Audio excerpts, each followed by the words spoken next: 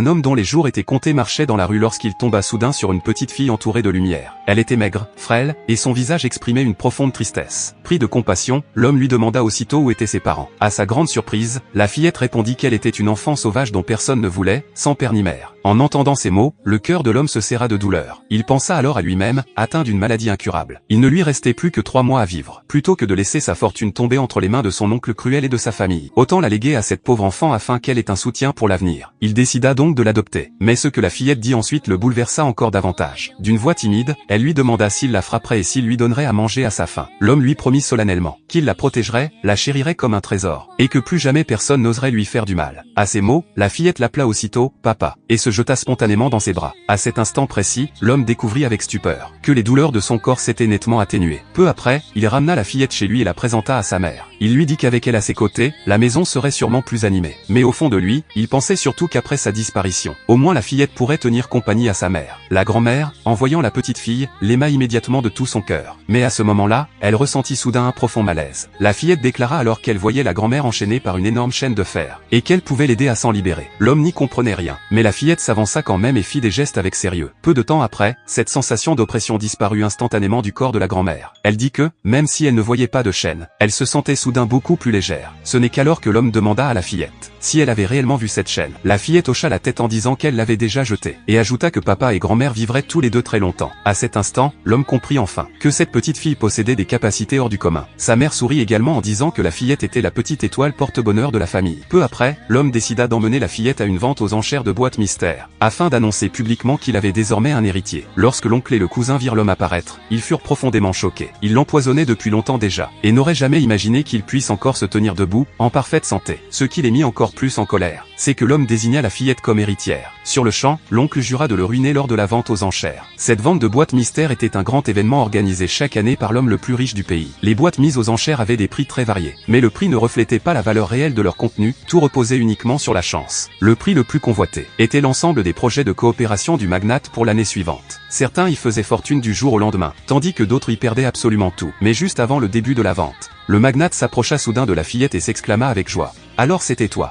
Il se trouvait que, lors d'une précédente crise cardiaque, c'était précisément la fillette qui l'avait soutenue. Depuis ce jour, ses problèmes cardiaques s'étaient étonnamment atténués. Pour la remercier de lui avoir sauvé la vie, le magnate décida de lui offrir gratuitement une boîte mystère. Tous les invités présents la regardaient avec envie, affirmant que, s'ils étaient à sa place, ils choisiraient sans hésiter la plus chère. Mais la fillette refusa poliment, disant qu'elle ne pouvait pas accepter un cadeau aussi facilement. L'homme lui sourit et lui dit « Dis à papa laquelle tu aimes, papa te l'achètera. » C'est alors que la fillette demanda avec curiosité pourquoi certaines boîtes étaient dorées, alors que d'autres étaient noires.